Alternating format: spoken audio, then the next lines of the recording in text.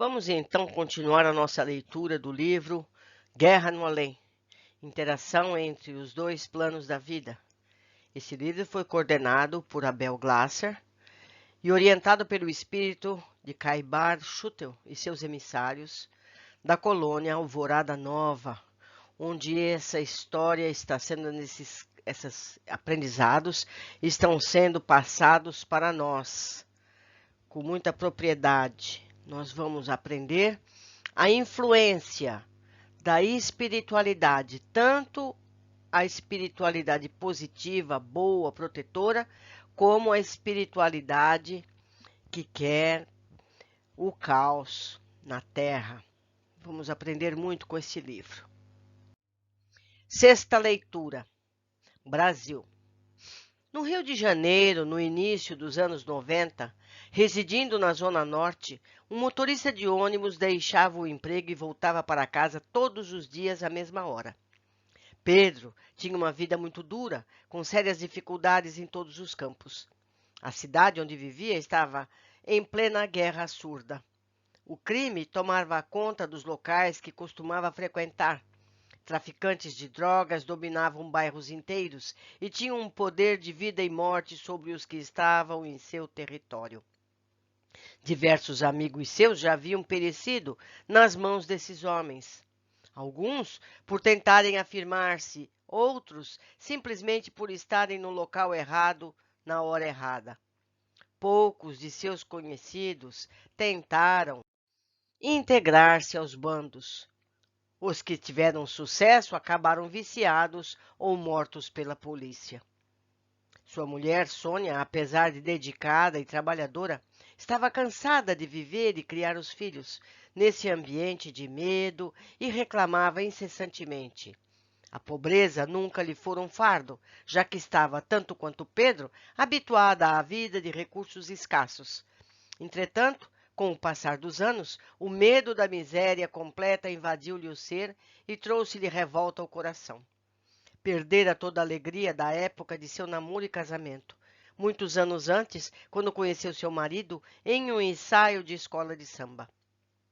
A favela em que viviam localizava-se em um dos morros da cidade maravilhosa.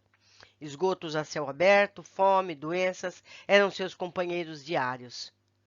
Havia poucos anos, o casal perdera um filho em face não só das vicissitudes sanitárias e alimentares a que estavam sujeitos, como também em razão do descaso médico. Seu pequeno João morrera no saguão do hospital estadual, vítima de infecções generalizadas. Mal teve socorro porque o nosocômio, ou seja, o hospital, estava lotado e sem recursos humanos suficientes. Diante da crueza da vida, Pedro não conseguia conformar-se. Revoltar-se tal como acontecia com a esposa. Cumpria mecanicamente sua obrigação profissional e ansiava apenas pelo final do dia, quando entregava o ônibus na empresa e buscava algum alento na bebida, segundo o seu equivocado modo de pensar. E aí, Pedrão, encerrou por hoje? Perguntou-lhe, como sempre, o porteiro que controlava o tráfego dos carros na garagem. É, Ernesto, mais um dia infeliz que se vai. Que isso, cara? Que pessimismo. A vida tem muita coisa boa. Só se for pra você. Cada um sabe onde o calo aperta, malandro. Deixa de bobagem, homem. Como é? Vamos enfrentar a caninha ali no Neco? Ouvi dizer que ele recebeu um tonel lá do interior de que é de arrebentar, coisa fina. Além do mais, você está devendo uma revanche ao Rosa e ao Dedé, lá, sinuca. Claro. Deixa eu estacionar o ônibus, assinar lá os bagulhos e já vamos saindo. No percurso de volta para casa, já aos 45 anos, Pedro deixava-se levar pelos costumes consagrados pelos amigos e refugiava-se num bar, buscando como fuga acalmar a angústia através do álcool. Ele não pensava na vida enquanto bebia, e nem após tê-lo feito, ao menos por algumas horas. Nunca vira razão para meditar sobre os seus rumos como ser humano, pois sentia-se sofrido e injustiçado. O Brasil, para ele, era o final do trilho de um velho trem que cortara continentes para afundar no primeiro oceano no qual se defrontasse. Ali havia nascido para penar, pensava. Sua condição econômica e a do país nessa época, a instabilidade emocional de sua família, enfim, o contorno de sua existência, a existência que ele tinha não lhe agradava. Era passivo diante disso. Bebia, portanto, julgando que nada mais lhe restava. O vício consumia suas forças, sua resistência, pouco a pouco. A par de toda a angústia pessoal, Sônia paulatinamente viu-se sozinha no lar. Sofria a falta do marido e os filhos não mais contavam com o pai para qualquer atividade. Sabia que a bebida estava consumindo-o e, face à sua revolta, não conseguia buscar as forças necessárias para auxiliá-lo a vencer o vício. Cada noite era um martírio para ambos. Discussões, censuras, justificativas, vez ou outra agressões físicas, e o egoísmo estava sempre à solta, ao invés de imperar o amor, justamente para fortalecer o âmago de cada um e compensar as vicissitudes do mundo material. Isolado do mundo e da família, Pedro afogou-se, cada vez mais, em copos e mais copos do seu alcoolismo contumaz. Durante o dia trabalhava no rotineiro trajeto do ônibus pelas ensolaradas ruas do Rio de Janeiro, e à noite perdia a noção da realidade ao entregar-se ao ócio e ao vício.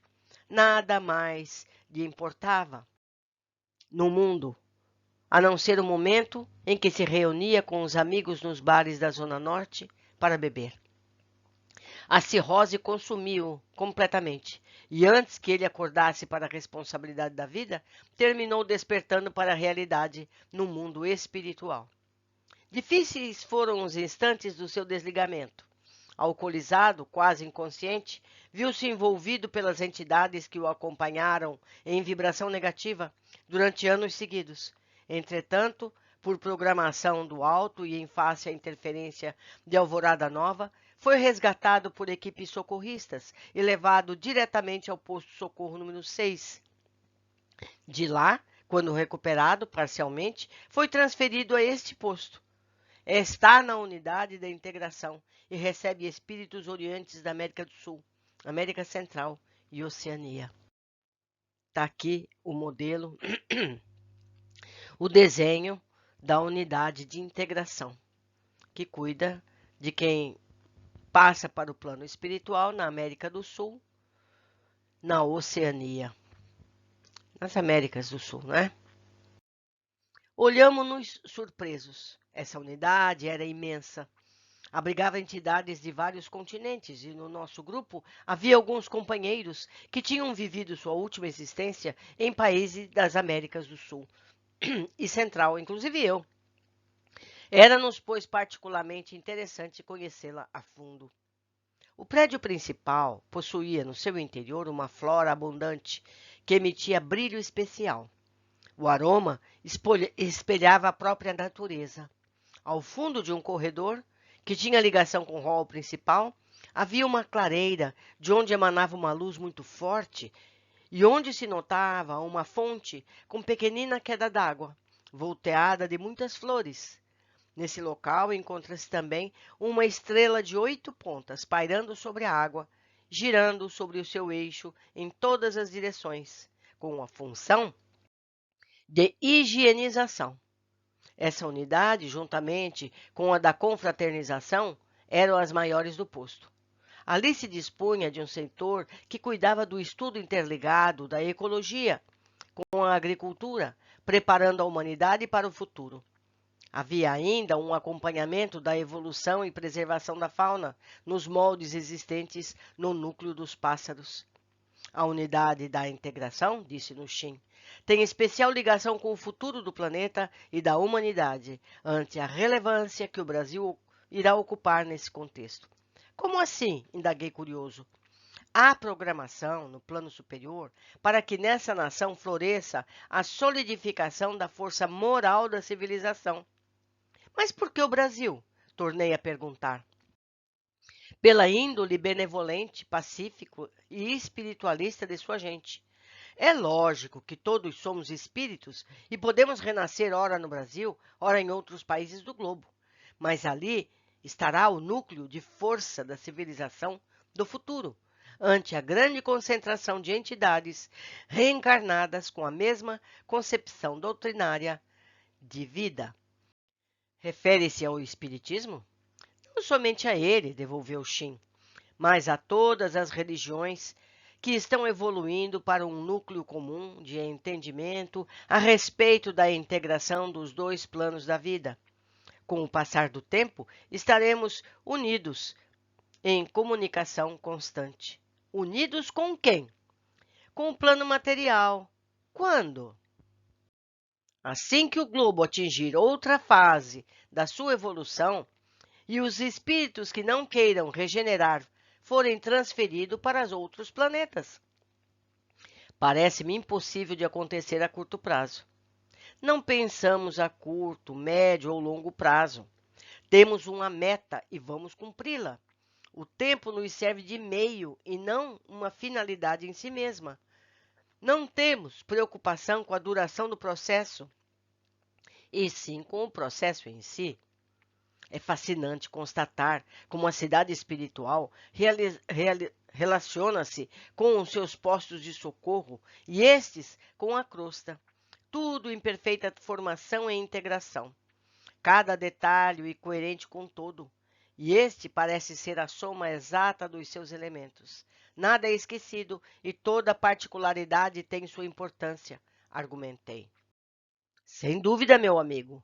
Deus nos brinda com a sua sabedoria ao permitir tanta perfeição. Sempre foi assim, quero dizer, tudo tão perfeito e organizado? Note, estamos nos referindo a planos mais elevados. Nem todas as partes da espiritualidade funcionam desse modo. Há regiões trevosas, onde habitam espíritos com outra mentalidade e cujas comunidades não guardam a menor relação com a nossa. Somos todos irmãos, é certo, porém eles ainda necessitam de muitos esclarecimentos e boa vontade, até que possam pertencer a um posto como este ou a uma colônia como Alvorada Nova. É verdade, havia me esquecido das entidades umbralinas. Elas estão completamente isoladas? Possuem alguma comunicação conosco ou com a crosta? Sim. Transitam pela crosta terrestre e fazem parte do mundo material, influenciando a vida de muitos encarnados. Conosco, na realidade, não tem relações diretas, embora indiretamente estejamos todos conectados. Quando vamos atender a alguém em zona umbralina ou resgatar um irmão, penetramos naquela região. Elas, no entanto, não têm acesso permitido a este posto ou a outros semelhantes. Situamo-nos em regiões umbralinas, via de regra. Por isso, temos muralhas de proteção, baterias magnéticas que evitam a aproximação dessas criaturas. Elas já tentaram atacá-los? Sim, aconteceu no posto 5 e 6 de Alvorada Nova. Foram abordados por exércitos de entidades inferiores. Impressionados com o relato de Shin, novamente trocamos olhares. Ele entendeu e continuou. Sei que estão interessados em saber como isso se deu. Todos concordamos e ele prosseguiu.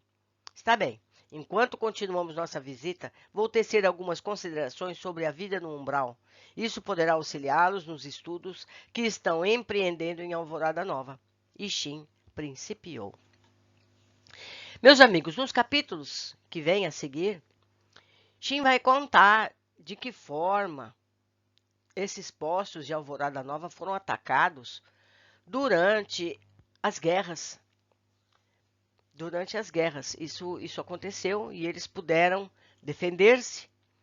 Mas eu não vou dar aqui spoiler, não. Vamos esperar o capítulo chegar para que possamos ler juntos.